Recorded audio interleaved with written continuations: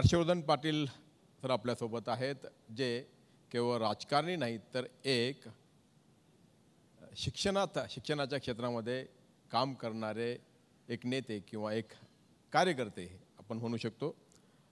Pimpri Chinchwad education ट्रस्टच्या माध्यमातून हर्षवर्धन पाटील शिक्षण क्षेत्रामध्ये कार्यरत आहेत। 33 वर्षाचा प्रवास आहे ट्रस्टचा। आपण म्हणजे आम्ही ज्यावेळेस पुण्यासारख्या ठिकाणी आलो किंवा साधारणपणे जनमानसामध्ये एक अशी माहिती किंवा एक प्रसिद्धी होती की पुणे हे शिक्षणाचं माहेरघर। आता आपण पाहतो की पुण्याबरोबरच पुण्याप्रमाणेच पिंपरी चिंचवडमध्ये देखील तेवढ्याच मोठ्या प्रमाणावरती शिक्षण संस्था आहेत ज्या नावारूपाला आल्या आहेत आणि त्या यशस्वीपणे काम करत आहेत, चांगल्या पद्धतीने प्रगती करत आहेत। पिंपरी चिंचवड एज्युकेशन ट्रस्ट 33 वर्षे काम करते। इथवर जो प्रवास आहे तो कसा झाला, या सगळ्याचं श्रेय जर द्यायचं म्हटलं तर ते कशाला द्यायचं? कारण मी जसं म्हटलं की पुण्याची ओळख होती, आता जोडूनच पिंपरी चिंचवड हे सुद्धा एक एज्युकेशन हब किंवा आपण शिक्षणाचं माहेर म्हणू शकतो। मी सर्वप्रथमतः जी 24 तासला मनापासून धन्यवाद देतो आणि विशेष करून सर्व ऑडियन्सला धन्यवाद देतो की शिक्षण परिषदी आपण आयोजित केली। ही महाराष्ट्राच्या दृष्टीने आणि विशेष करून नव्या पिढीच्या दृष्टीने खूप महत्त्वाची आहे आणि म्हणून या कार्यक्रमाला मला बोलवलं त्याबद्दल तुमचे मनापासून आभार मानतो। पिंपरी चिंचवड एज्युकेशन ट्रस्ट ही जी संस्था आहे ही 33 वर्षापूर्वी शंकररावजी पाटील उर्फ भाऊ यांनी ही संस्था एक बंद पडलेलं पॉलिटेक्निक कॉलेज जे उमरगेला होतं तिथून हे ट्रान्सफर केलं आणि पिंपरी चिंचवड एक औद्योगिक नगर आहे तिथं ती संस्था त्या काळामध्ये ट्रान्सफर झाली। त्यावेळेस भाऊ खासदार होते आणि ते पिंपरी चिंचवड हे बारामती लोकसभा मतदारसंघामध्ये येत होतं, त्यामुळे त्यांनी त्यांच्या मतदारसंघामध्ये ते पॉलिटेक्निक कॉलेज आणलं आणि नव्या पिढीला व्यवसाय शिक्षण मिळावे त्याच्या पाठीमागची कल्पना होती। बरोबर। बऱ्याच वेळा 1, 2, 3, 5 वर्ष खूप स्ट्रगल करावं लागलं त्यांना आणि मग बघता बघता आज ही संस्था याची एक प्रायव्हेट युनिव्हर्सिटी झाली। मी सुदैवाने त्या युनिव्हर्सिटीचा कुलगुरू आहे, कुलपती आहे। त्यानंतर आमच्याकडं इंग्लिश मिडियमच्या शाळा आहेत, इंजिनिअरिंग कॉलेज आहेत, पॉलिटेक्निक कॉलेज आहे, MBAचे कोर्सेस आहेत आणि आज 22,000 मुलं ह्या सगळ्या कॅम्पसमध्ये शिक्षण घेत आहेत आणि अत्यंत दर्जेदार शिक्षण देतो आम्ही त्यांना। बरोबर आहे। आणि एक सामाजिक बांधिलकी म्हणून आम्ही या कामाकडे पाहतो। फक्त एवढ्यावरच थांबलो नाही तर आमच्या ग्रामीण भागामध्ये सुद्धा आम्ही 3 मोठ्या शिक्षण संस्था ह्या 50 वर्षापासून चालवतोय आणि तिथंही 30,000 पेक्षा अधिक मुलं शिक्षण घेत आहेत। मी 2 कॅटेगरी आहेत, इकडचा वर्ग शिक्षण घेणारा वेगळा आहे आणि ग्रामीण भागातला शिक्षण घेणारा वर्ग वेगळा आहे आणि त्यासाठी प्राथमिक शाळा, semi English medium school, high schools, colleges, arts, science, commerce जे गरीबातल्या गरीब माणसाला कदाचित फी परवडत नाही अशांच्याकरता तो सेक्टर उभा केलेला आहे। आणि मला वाटतं ठीक आहे, राजकारणामध्ये आम्ही असलो म्हणून बऱ्याच वेळा राजकारणाकडे बघण्याचाही दृष्टिकोन काही लोकांचा खूप वेगळा असतो, परंतु राजकारण समाजकारण हे करत असताना माझं व्यक्तिगत मत असं आहे आणि आपल्यालाही माहिती आहे मी फार स्पष्ट बोलणारा माणूस आहे। माझं व्यक्तिगत मत असं आहे की समाजाचा विकास करायचा असेल तर शिक्षणाशिवाय होऊ शकत नाही असं माझं प्रामाणिक मत आहे आणि म्हणून सगळ्यांनी मिळून जर हातभार लावला तर या महाराष्ट्रातली नवीन पिढी एक चांगल्या प्रकारचं शिक्षण आपण त्यांना देऊ शकतो।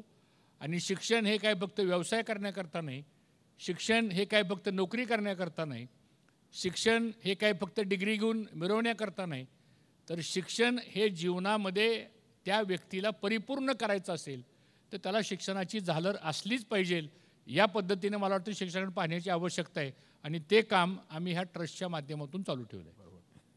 आणि त्याचाच धागा पकडत विचारतोय की पिंपरी चिंचवड एज्युकेशन ट्रस्टचं पिंपरी चिंचवडमधलं इंजिनिअरिंग कॉलेज आज देशातलं एक नामांकित कॉलेज म्हणून ओळखलं जातं, जिथे प्रवेशासाठी खूप मोठी स्पर्धा असते। असं वेगळे पण या कॉलेजमध्ये आणण्याचा काय प्रयत्न केला गेला, काय वैशिष्ट्य सांगता येईल? कारण आपण जसं मी आता आधीच्या सत्रामध्ये बोलताना चंद्रकांत दादा पाटील आपल्यासोबत होते, उच्च आणि तंत्र शिक्षण मंत्री. परिस्थिती अशी आहे की अनेक इंजिनिअरिंग कॉलेजेस आज ओस पडत आहेत. म्हणजे उद्याच्याला तिथे कदाचित मंगल कार्यालय थाटावीत की काय अशी परिस्थिती येईल, अशी स्थिती राज्यात आहे. पण तुमच्या कॉलेजमध्ये हा जो ओघ आहे विद्यार्थ्यांचा की त्यासाठी जी स्पर्धा आहे त्याचं काय नेमकं गमक आहे, काय कारण आहे? मुळात आम्ही सर्व ट्रस्टीज त्या संस्थेमध्ये जे काम करतो, एकतर त्या प्रसिद्धीपासून आम्ही फार दूर असलेली माणसं आहे. मी त्या संस्थेपुरतं सांगतो, मी पॉलिटिक्स हा भाग वेगळा आहे. दुसरं महत्त्वाचं कारण आमचा ट्रस्टीचा एज्युकेशनमध्ये कुठेही इंटरफेरन्स नसतो. तिसरी गोष्ट, क्वालिटी एज्युकेशन द्यायचं असेल तर सगळ्यात पहिल्यांदा शिस्त महत्त्वाची आहे, डिसिप्लिन. ती तिथं आम्ही चांगल्या पद्धतीने सांभाळलेली आहे. दुसरी गोष्ट जो स्टाफ आहे आमचा, मी अभिमानानं सांगेल आज आमच्या इंजिनिअरिंग कॉलेजच्या स्टाफला we are paying them 7th pay commission. आणि मग तो स्टाफ जर त्याला जर चांगली सॅलरी मिळाली, त्याचा माइंडसेट जर आपण चांगल्या पद्धतीने सांभाळला तर तो स्टाफ चांगलं एज्युकेशन मुलांना देऊ शकतो आणि तिथं आमची क्वालिटी इम्प्रूव्ह झाली. तिसरा महत्त्वाचा भाग प्लेसमेंट. प्लेसमेंटमध्ये सुद्धा आज सगळ्या जेवढ्या मल्टीनॅशनल ब्रँडेड कंपन्या आहेत, MIDC असेल, पिंपरी MIDC असेल किंवा शिरूरची MIDC असेल, ह्या आजूबाजूच्या सगळ्या इंडस्ट्रियल पेरिफेरीमध्ये प्लेसमेंट तिथून खूप मोठ्या प्रमाणात होती आणि खूप चांगले पॅकेजेससुद्धा तरुण मुलांना किंवा मुलींना मिळतात आणि त्यांना तिथं जे शिक्षण मिळतं ते त्यांच्या आयुष्यामध्ये त्यांना खूप फायदेशीर ठरतं. आणि ह्यातून ही माउथ पब्लिसिटी झाली. आम्ही कधीही ब्रँडिंग केलं नाही, आम्ही कधीही पब्लिसिटी केली नाही. खरं म्हणजे आता 32-33 वर्षांनंतर त्या संस्थेचा एक ट्रस्टी म्हणून मी आज मीडियासमोर आलो इथं, नाही तर कधी नाही. म्हणजे बऱ्याच लोकांना आम्ही त्या संस्थेत ट्रस्टी हे सुद्धा माहीत नाही आहे. त्याचं कारण असं आहे की एक वेगळा उद्देश आमच्या सगळ्या ट्रस्टीज लोकांचा आहे आणि आम्ही सर्वजण डिवोटेडली त्याच्यामध्ये काम करतो.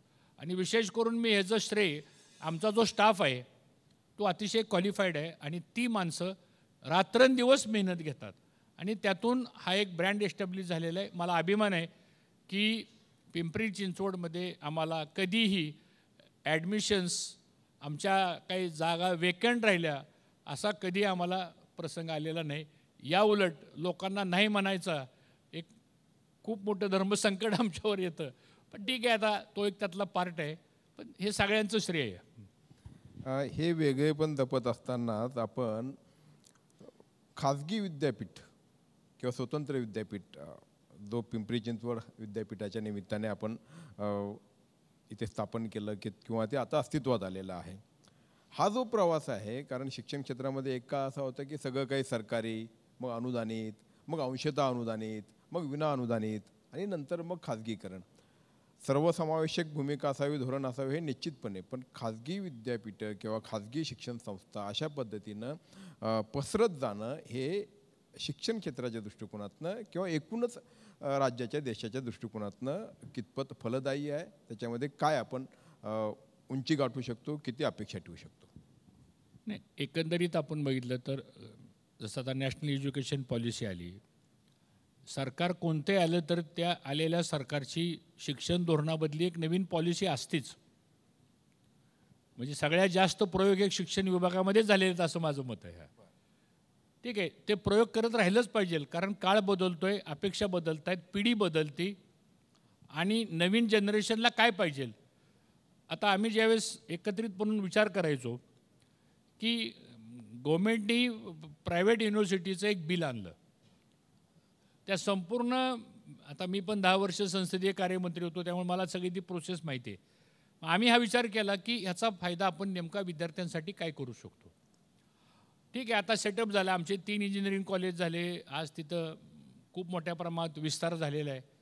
पण तेवढ्यावर थांबून चालणार नाही, आपल्याला पुढचं उद्दिष्ट बघावं लागेल.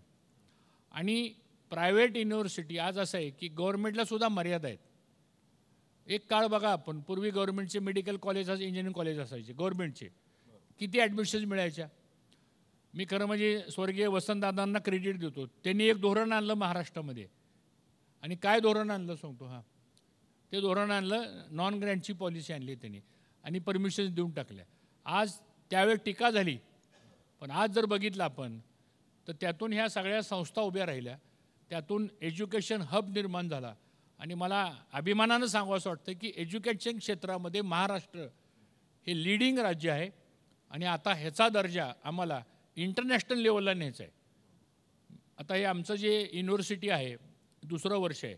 पहिल्या वर्षी आमच्याकडं 1200च्या आसपास ॲडमिशन झाल्या पहिल्या वर्षामध्ये. जानेवारीत परमिशन मिळाली, आम्ही ऑगस्टला कॉलेज सुरू केलं, युनिव्हर्सिटी सुरू केली. आत्ता आजचे फिगर्स मी इथे येण्यापूर्वीच आमच्या व्हाईस चान्सलरला विचारलं तर 1680पर्यंतचं ॲडमिशन झालेलं आहे. ह्याचा अर्थ असा आहे, मी आपल्याला विनंती करील, इथं आलेल्या सगळ्या क्राऊडला एकदा आपण या कॅम्पस बघा आणि ज्या आमचा कमर्शियल ॲस्पेक्ट नाही आहे. हा आपल्याला उद्या स्पर्धेमध्ये उतरायचं असेल आपल्याला तर मर्यादा आहेत आपल्याला. उद्या आपण या युनिव्हर्सिटीच्या माध्यमातून खूप बदल आपण करू शकतो. आणि आता राज्यामध्ये 28 प्रायव्हेट युनिव्हर्सिटीजला गव्हर्नमेंटनी परमिशन दिल्या. आता कुठल्या ह्याच्याबद्दल मला काही बोलायचं नाही, पण जो चांगले क्वालिटी देईल, जो चांगल्या सर्व्हिसेस देईल, जिथं पालकांचा विद्यार्थ्यांचा विश्वास संपादन होईल, त्याच विद्यापीठ पुढे जाणार आहेत सांगतो. बरोबर. आणि म्हणून हे स्पर्धा आहे, स्पर्धेमध्ये टिकायचं असेल तर we should be to the mark आणि आम्ही तो प्रयत्न करतोय. हेतू चांगला आहे, म्हणजे सगळ्या घटकांना सामावून घेता येईल अशा पद्धतीचं विद्यापीठ, अशा पद्धतीची संस्था उभी करणं, ती चालवणं. पण हे सगळे घटक काही समान परिस्थितीतून आलेले नसतात.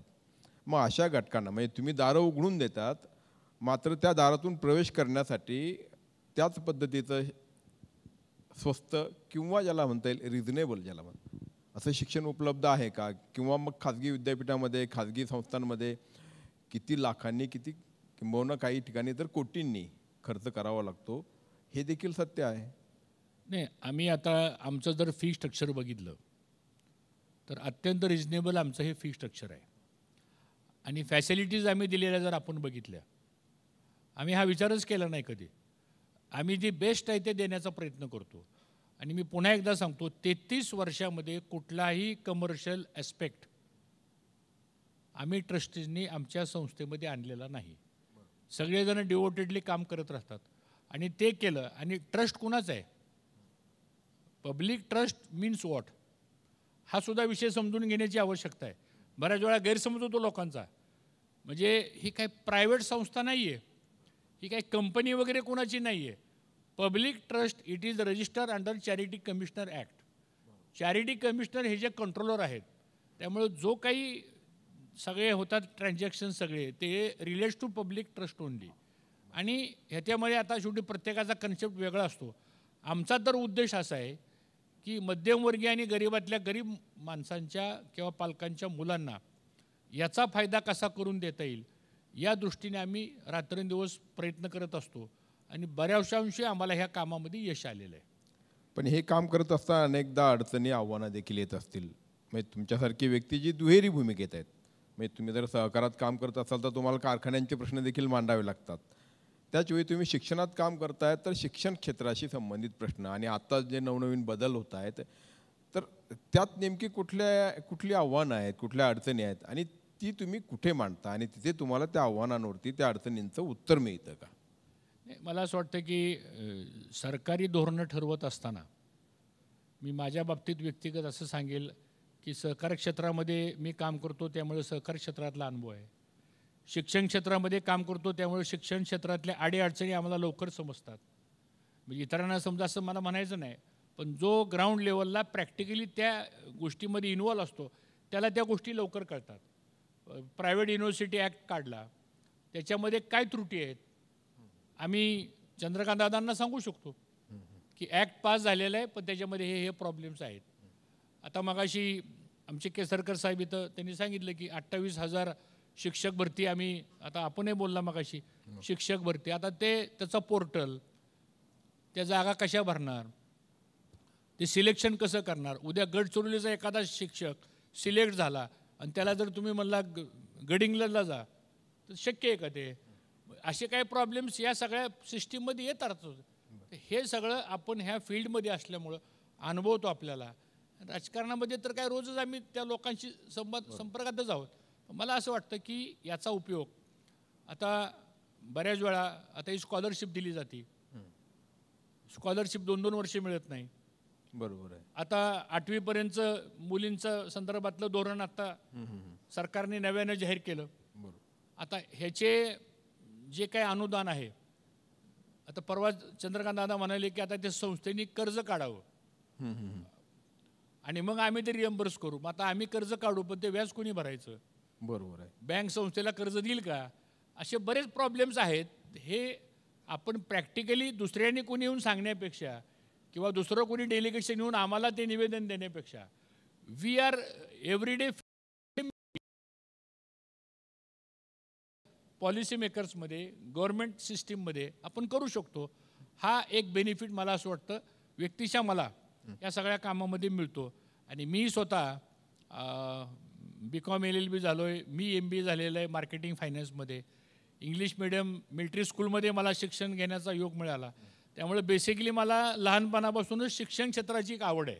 शेवटी आवड लागते प्रत्येकाला. हा बरोबर आहे. आणि म्हणून मी हे सगळं जे काम करतो एक आवड म्हणून आणि एक सेवा म्हणून, आणि नवीन पिढी घडवल्यानंतर आज परवा आमचा एक मुलगा, त्याला 1.5 का 2.25 कोटीचं पॅकेज मिळालं. त्याला पहिल्यांदा फोन केला, मी नाव सांगत नाही त्याचं, पण त्याला मी पहिल्यांदा फोन केला की तुझ्यापेक्षा जास्त आनंद मला झाला की माझ्या कॅम्पसमधला एक मुलगा आज प्लेसमेंटमध्ये तुला एवढा चांगला जॉब मिळाला. मला असं वाटतं ह्या गोष्टी एक समाधान देणाऱ्या गोष्टी असतात आणि ते आपण करत राहायचं असं माझं मत आहे. हे छान आहे, म्हणजे की 1-1.5 कोटीचं पॅकेज एखाद्या विद्यार्थ्याला मिळणं. आत्ता अलीकडच्या काळातल्या बातम्या, म्हणजे मी IIT बद्दल विचारतोय. मध्ये एक मला वाटतं एक कॅम्पेन सुरू केलं होतं त्यांच्या माजी विद्यार्थ्यांनी की विद्यार्थ्यांना अधिकाधिक प्लेसमेंट कशी देता येईल यासाठी म्हणून माजी विद्यार्थ्यांना कॅम्पेन करावं लागलं. एवढ्या नामांकित संस्था आणि त्यांच्यावरती अशी वेळ किंवा त्यांच्या विद्यार्थ्यांना प्लेसमेंट मिळू नये, त्यांना रोजगार मिळू नये, ही परिस्थिती कशामुळे उद्भवली? असं आहे, the number of students getting graduated or getting degree आणि त्या पर्सेंटेजमध्ये उपलब्ध होणाऱ्या जॉब्स किंवा नोकऱ्या किंवा संधी हे कुणीच मॅच करू शकत नाही. म्हणजे हे पण आपण अभ्यास केला पाहिजे. म्हणजे every student will get a job, this is not education. मी मगाशी उल्लेख केला, काही लोक शिक्षण घेतल्यामुळं उत्तम राजकारणी होतील, काही उत्तम व्यवसाय करणारे राहतील, काही उत्तम नोकरी करू शकतात, काही उत्तम बिझनेस करू शकतात आणि काही मीडियामध्ये पण जाऊ शकतात. असं काही नाही की, त्यामुळं त्याला एक बेसिक प्लॅटफॉर्म ज्याला म्हणतो आपण, आणि म्हणून प्रत्येक संस्थेचा हा प्रयत्न असतो की, कारण त्या कुटुंबालाही आता पूर्वीच्या काळामध्ये प्राथमिक शाळा वगैरे इथं सगळं शिक्षणाचा खर्च खूप कमी असायचा. आता मी पण प्राथमिक शाळेत शिक्षण घेतलेलं आहे. त्यावेळेस आम्हाला शाळेत येण्याकरता मग सुकडी किंवा उपीट मिळायचं त्या काळामध्ये. आता मिड डे मील आहेत, पण आम्ही प्राथमिक शाळेत असताना मला असं वाटतं की तो काळ वेगळा होता.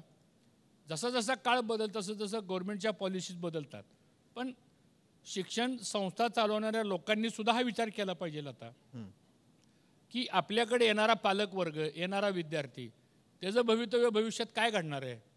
फक्त आमचा रोल, तो आमच्या कॅम्पसमध्ये आला, फी भरली, शिक्षण घेतलं, कॅम्पसच्या बाहेर गेला, तुझा आणि आमचा रोल संपला, असं करून चालणार नाही. आपल्याला एक अटॅचमेंट आपल्याला त्या फॅमिलीशी, त्या मुलाशी, त्या कुटुंबाशी, आणि मग त्यांनी अभिमानाने सांगितलं पाहिजे की मी ह्या संस्थेचा माजी विद्यार्थी आहे. हे आता करावं लागेल. बऱ्याच ठिकाणी काय काय वेगवेगळ्या गोष्टी घडतात, त्यामुळं मग टीका होती, पण आम्ही काही गोष्टी आमच्या संस्थेमध्ये पथ्य पाळलेलं आहे आणि म्हणून ह्या 32-33 वर्षामधला हा प्रवास हा आम्ही गाठू शकलो असं मला वाटतं. म्हणजे प्रामुख्यानं काळानुरूप बदल शिक्षण क्षेत्रामध्ये होणं अपेक्षित आहे. कारण जसं तुम्ही म्हटलं की बाबा उद्योगाकडे घेऊन जाणारं, व्यवसायाकडे घेऊन जाणारं किंवा तरुणाला त्याच्या स्वतःच्या पायावरती उभं करणारं शिक्षण मिळायला पाहिजे. तुम्ही कसं बघता पुढच्या काळातलं चित्र? काय साधारणपणे बदल आणखी अपेक्षित आहे आणि एकूणच या क्षेत्राकडे? मला असं वाटतं की शिक्षण परिपूर्ण कधी होईल एखाद्या व्यक्तीचं? एकतर शिक्षण तो आयुष्यभर शेवटच्या क्षणापर्यंत त्यांनी शिकत राहावं, ह्याला शिक्षण म्हणतात असं माझं मत आहे. दिस इज माय पर्सनल ओपिनियन. त्याचं शिक्षण परिपूर्ण कधी होईल? त्याला साहित्यिक क्षेत्रातली पण आवड असली पाहिजे, त्याच्यावर चांगले संस्कार घडले पाहिजेत, तो क्रीडा क्षेत्रामध्ये सुद्धा पुढं आला पाहिजे. म्हणजे त्याचा सर्वांगीण विकास त्याचा जर झाला तर तो आयुष्यामध्ये कुठल्याही संकटाला सामोरे जाऊ शकतो. आणि त्याला सगळ्या संकटावर जर मात करायची असेल तर ज्या शाळेमध्ये किंवा ज्या कॅम्पसमध्ये तो शिक्षण घेतो तिथं ह्या सगळ्या गोष्टी त्याला अवेलेबल झाल्या पाहिजे. एक पुढच्या काळामध्ये मला जे दिसतं आहे की हेल्थ इश्यू हा आता नव्या पिढीचा एक मोठा प्रश्न आहे. आता अगदी आपण जर IAS IPS वगैरे सिलेक्शन झालेली मुलं जर बघितली, आता एक परवा माझ्याच मतदारसंघामधला एक मुलगा तो IAS झाला, तो मला त्याचा सत्कार केला. मी त्याच्याकडे बघितल्यानंतर म्हणलं हा उद्या डिस्ट्रिक्ट कलेक्टर झाल्यानंतर ह्याची पर्सनॅलिटी कशी आहे, ह्याची उंची किती, ह्याची हाईट कशी, ह्याची बॉडी कशी, म्हणजे फिजिकल फिटनेस हा सुद्धा मला वाटतं या पुढच्या काळात पिढींना सांगणं आवश्यक आहे, जे दुर्लक्षित झालेलं आहे आता. हा दुसरा मुद्दा असा आहे की येणारी पुढची आव्हानं काय काय आहेत आपल्यासमोर. आता संपूर्ण जग आता एक कॉमन विलेज झालेलं आहे. या सगळ्या स्पर्धेमध्ये मला असं वाटतं की आपण टिकलं पाहिजे आणि त्या दृष्टीने शिक्षणाचा सुद्धा वेळोवेळी बदल होत गेला पाहिजे. जसा खूप वर्षानंतर इंग्रजांनी आणलं 10+2+3 हा फॉर्म्युला किती जुना होता, 150 वर्ष आपण हे शिकवत बसलो. आपण आत्ता कुठंतरी धोरण बदललं आपण आणि तो फॉर्म्युला चेंज केला आत्ता. मला वाटतं ह्या गोष्टी वेळोवेळी आपल्याला बदललं पाहिजे आणि बदल हा परिवर्तनाचाच एक भाग असतो आणि तो स्वीकारला पाहिजे आपण, तरच ह्या सगळ्या गोष्टी प्रॉपर डायरेक्शननी जातील असं माझं मत आहे. दाता म्हणजे अगदी शेवटी आपण सध्याच्या परिस्थितीमध्ये ज्याचा आपण उल्लेख केला आधी की काही अडचणी काही आव्हानं आहेत, या व्यासपीठावरून म्हणून तुम्ही कुठल्या 4 गोष्टी अशा सांगू शकाल की या धोरणकर्त्यांनी विचारात घेणं आवश्यक आहे. म्हणजे छोट्या छोट्या गोष्टी अनेकदा समोर येत असतात. म्हणजे अगदी तुम्हाला क्लॉक आवर बेसिसवरती जरी प्राध्यापकांची नियुक्ती करायची असेल तर पदांना मान्यता मिळते की नाही इथपासून ते तुम्हाला आवश्यक असलेलं अनुदान किंवा इतर अनेक गोष्टी, कुठल्या 4 गोष्टी आहेत की ज्या आपण सरकारकडनं त्यांची अपेक्षा ठेवत आहात आणि असं वाटतं की याचा पाठपुरावा झाला पाहिजे? मला वाटतं साध्या साध्या गोष्टी आहेत. पूर्वी अंशदान मिळायचं, ज्याला ग्रँट इन सॅलरी म्हणायचो आपण, ते बंद झाले. त्याच्यानंतर नैसर्गिक वाढीच्या तुकड्या मिळायच्या. म्हणजे एखादी जर 11वी सायन्समधली 60ची तुकडी संपली आणि जर 40 मुलं आले असतील तर आम्ही घेऊ शकत नाही, त्याला सांगायचं ॲडमिशन बंद झाल्या. पूर्वीच्या काळामध्ये त्या तुकड्यांना मान्यता मिळायच्या, हायस्कूलला मान्यता मिळायच्या. आता आपल्याकडे परिस्थिती अशी आहे की रिक्त जागा झाली, मगाशी सर म्हणाले की ती भरायचीच नाही का तर पगाराचा बोजा वाढतो. मगाशी शिक्षण मंत्री म्हणाले 70,000 कोटी आमचा सॅलरी कॉम्पोनंट आहे, बजेट पण 10 लाख झालं आहे ना आता तुमचं गव्हर्नमेंटचं. असं ते सॅलरी कॉम्पोनंट इतकं आहे म्हणून बाकीच्या गोष्टी द्यायच्या नाहीत. आता आमच्या ग्रँटेबल कॉलेजेसमध्ये, आता माझ्याकडे 3-4 ग्रँटेबल कॉलेजेस आहेत. एक उदाहरण सांगतो, 28 असोसिएट प्रोफेसरच्या जागा रिक्त आहेत. एक छोटं उदाहरण सांगतो. कॅबिनेटने डिसिजन घेतला त्या जागा भरायच्या म्हणून, परिपत्रक आलं की त्यातल्या फक्त 7च जागा भरायच्या. मग 7च का, मग त्या राहिलेल्या 19 कधी भरायच्या आम्ही, त्या भरायच्या. मला तर त्याची प्रोसिजर, मला वाटतं थोडंशी ही प्रोसिजर सिम्प्लिफाय केली पाहिजे. आणि राज्य सरकारने सुद्धा बजेट देताना करताना ह्या गोष्टी, आता आपण स्कॉलरशिप देतो, इंजिनिअरिंग कॉलेजला स्कॉलरशिप आहे, सगळ्याला स्कॉलरशिप, हे स्कॉलरशिपचे पैसे जे आहेत ते 3-3 वर्ष जर मिळणार नसतील तर हे पण योग्य नाही. बजेट प्रोव्हिजन्स केल्या पाहिजे. मग OBC असतील, SC असतील, NT असतील किंवा EBC असतील, इकॉनॉमिकल बॅकवर्ड सेक्शनचे असतील, तर ह्या वेळच्या वेळेला त्या वर्षामध्ये हे अमाऊंट्स डिस्बर्स झाल्या पाहिजे. नाही तर त्याचा परिणाम पुढच्या वर्षीच्या ॲडमिशन्सवर होतो, त्याचा परिणाम विद्यार्थ्यावरती होतो. हा बरोबर. आणि म्हणून मला वाटतं एक धोरण ठरलं तर ते धोरण किमान 5 वर्ष 10 वर्ष तरी असावं. तर एक धोरण ठरवायचं, 1 वर्ष झाले की दुसरं धोरण ठरवायचं, असं करून चालत नाही. त्याचा परिणाम हा क्वालिटीवर होतो, एज्युकेशनला होतो आणि मग we are playing with the young generation असं होऊ नये असं माझं मत आहे. म्हणजे आपण नुसतंच म्हणतो की शिक्षण हे व्यक्ती विकासाचं, समाज विकासाचं, राष्ट्र विकासाचं साधन आहे, पण केवळ असं म्हणून चालणार नाही, तर त्याच्यासाठी आवश्यक तरतूद केली गेली पाहिजे. अन्यथा काय की सरकार बदलतात आणि प्रश्न तेच कायमच राहतात, असं व्हायला नको. बघूयात हर्षवर्धन पाटलांनी जे प्रश्न उपस्थित केलेत ते धोरणकर्त्यांपर्यंत पोहोचतील आणि निश्चितपणे यावरती काहीतरी आपल्याला एक पॉझिटिव्ह, एक सकारात्मक. माझी जी 24 तासला एक सजेशन आहे की आपण ही शिक्षण परिषद जी घेतली, हो, ही शिक्षण परिषद झाल्यानंतर ह्याचा एक ड्राफ्ट आपण बनवा आणि हा ड्राफ्ट जो आहे अगदी हा काही स्टेट गव्हर्नमेंटशी संबंधित असेल तर आपण त्याचा पाठपुरावा करू. अगदी नॅशनल एज्युकेशन पॉलिसीशी संबंधित असेल तर करू. अगदी पुढच्या वर्षी ज्यावेळेस तुमचा कधी असा काही परिषद होईल त्यावेळेस गेल्या परिषदेमध्ये ह्या ज्या गोष्टी आपण केल्या हो, त्याच्यातून काय आउटपुट निघाला बरोबर आहे. हे जर झालं तर ते बरं होईल. आणि उद्या तुमची जी कृषी परिषद जी आहे हो ती सुद्धा खूप महत्त्वाची आहे. हो हो हो तर त्या कृषी परिषदेमध्ये सुद्धा जे काही तुम्ही एक्सपर्ट्स बोलवता, एक सजेशन आहे माझी, नाही अगदी अगदी आपला प्रश्न येतो, नाही मला जे वाटतं ते या ठिकाणी सांगतो, त्याचा पण एक ड्राफ्ट बनवावा Yes. आणि मग कुठेतरी तुमच्या माध्यमातून लोकांच्यापर्यंत ते परत जावं की this is the achievement of this शिक्षण परिषद, this is the achievement of this agriculture परिषद. तर त्याचा फायदा आपल्या सगळ्यांना होईल. धन्यवाद. धन्यवाद. खरोखर खूप मोलाचं असं मार्गदर्शन केलं आणि सूचना देखील अतिशय महत्त्वपूर्ण अशी मांडली. आपण आमच्या शिक्षण परिषदेसाठी वेळात वेळ काढून उपस्थित राहिलात. मला माहिती आहे आपल्याला मुंबईला जायचं आहे, पण पुन्हा एकदा धन्यवाद. आणि आपल्याला विनंती करतो की आणखी आपले काही पाहुणे आहेत तर त्यांचा सन्मान आपल्या हस्ते इथे करायचा आहे. एक केवळ पुढचे 4 ते 5 मिनिट आपले घेऊयात आणि नंतर मग पुढच्या तरकडे जाऊयात. जी धन्यवाद हर्षवर्धन सर. खरं तर आज तुमच्यातला एक शिक्षकसुद्धा आम्हाला पाहायला मिळाला आणि खरंच आपण राजकारणी आहात, मात्र शिक्षण क्षेत्राविषयी आपल्याला असलेली ही सगळी आस आहे आणि आपण किती बारकाईने या सगळ्या गोष्टीचा विचार करता हे पुन्हा एकदा आम्हाला दिसलं. खूप खूप धन्यवाद. आज आपण आलात, पण आपल्याला विनंती आहे आपण मंचावर थांबावं आणि मी झी 24 तासचे कार्यकारी संपादक कमलेश सुतार सरांना विनंती करते आपण मंचावर यावं आणि हर्षवर्धन सरांचं आपण एक छोटंसं रोपटं देऊन त्यांचे आभार मानूया. मनापासून आभार सर, आपण या कार्यक्रमासाठी आलात त्याबद्दल.